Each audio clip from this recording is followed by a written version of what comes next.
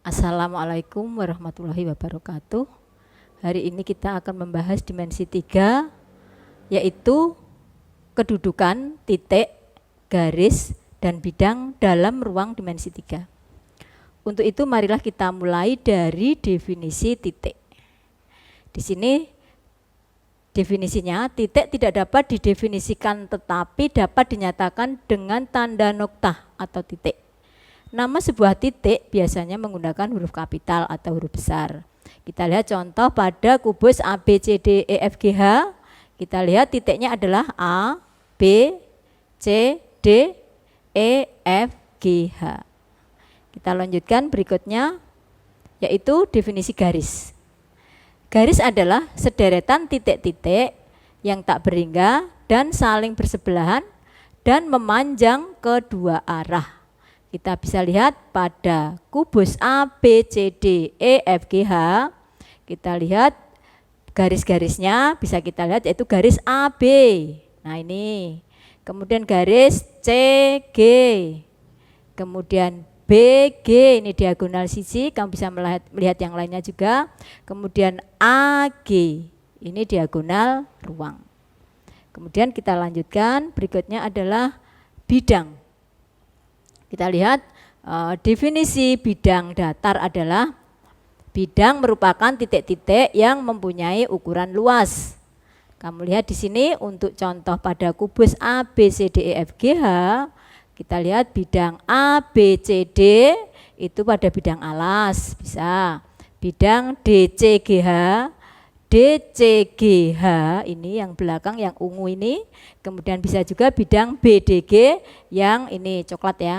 Nah, kemudian pada hari ini kita akan membahas tentang kedudukan titik, garis, dan bidang. Yang pertama kedudukan titik dan garis, berikutnya kedudukan titik dan bidang, berikutnya kedudukan dua buah garis, kemudian kedudukan garis dan bidang, yang terakhir adalah kedudukan dua buah bidang. Berikutnya yaitu kita bahas tentang kedudukan titik dan garis. Nah, kamu bisa melihat, kita lihat langsung saja pada kubus A, B, C, D, E, F, G, H. Di sini bahwa titik B ini terletak pada garis AB. Nah, menempel ya itu. Kemudian titik P ini pada garis CG. Nah, ini garisnya. Kemudian titik Q di sini bahwa titik Q ini merupakan terletak pada perpanjangan AB. Nah, ini kalau diperpanjang kan satu lurus ini ya. Nah, berarti titik Q juga disebut sebagai terletak pada AB. Kemudian kedudukan yang berikutnya adalah titik di luar garis, di luarnya maksudnya kayak gitu.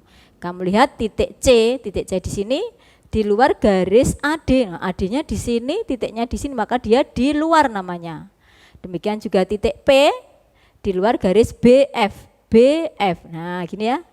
Jelas ya itu untuk kedudukan titik dan garis. Sekarang kita lanjutkan yaitu kedudukan titik dan bidang. Nah, tadi bidang kita udah bahas tadi di depan.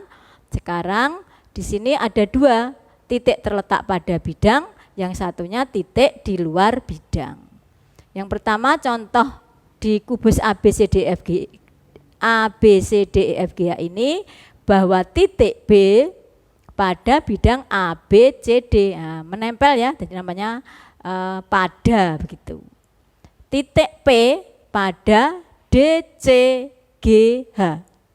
Kemudian titik Q, nah titik Q tadi kan di sini ya.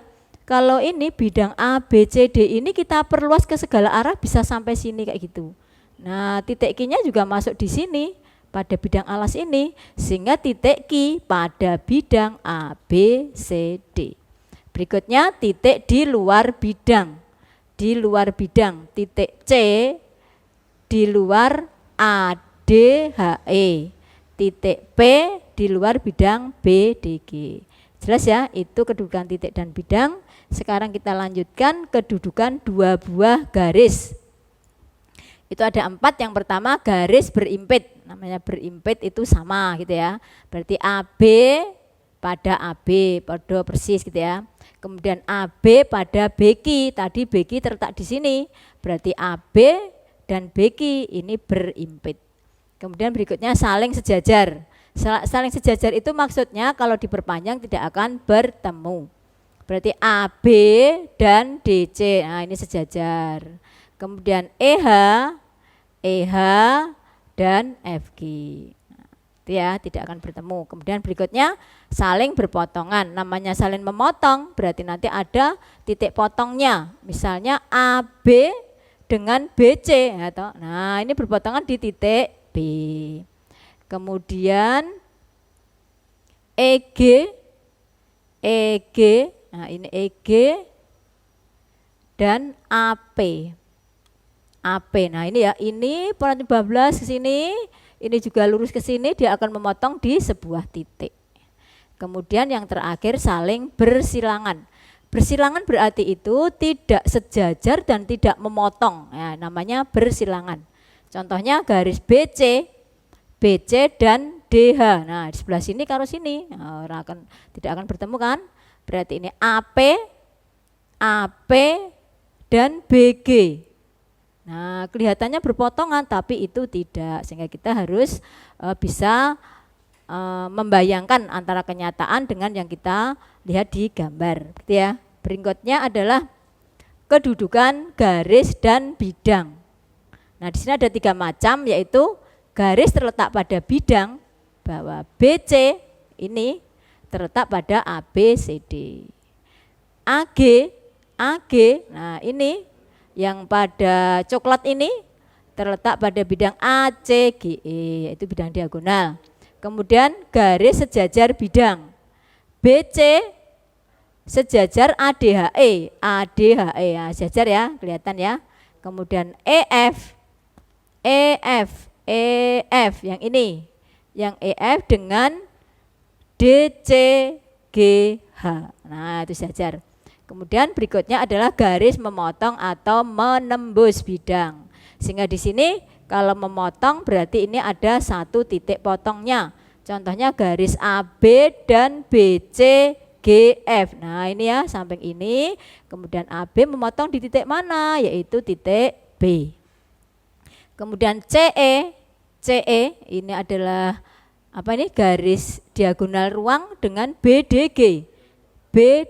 Nah ini titiknya di sini ya. Nah itu. Demikian kita lanjutkan berikutnya dengan kedudukan 2 buah bidang. Untuk kedudukan 2 buah bidang yaitu yang pertama saling berimpit. Ini contohnya ABCD dengan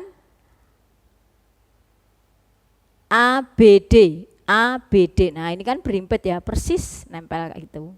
Kemudian ABD dengan BCD. Nah, berikutnya yaitu saling sejajar.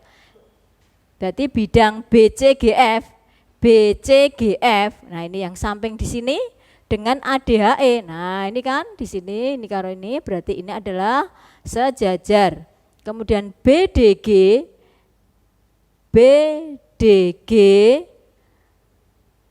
dengan AFH. ini ya, miring ke sini dengan miring yang ke sini ya gitu, jajar. Kemudian yang terakhir adalah saling berpotongan. ABFE, nah, garis depan kita ini berpotongan dengan BCGF. Nah, berpotongan di sini, set gitu. ACGE dengan BDG. Nah, ini kan berarti di sini BD.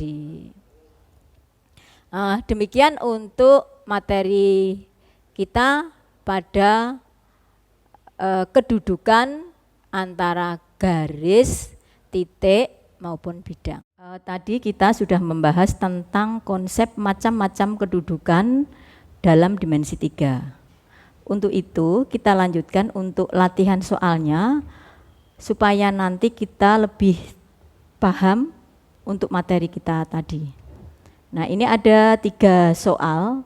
Kemudian di sini kita lihat untuk benda ruangnya adalah kubus, yaitu kubus ABCDEFGH.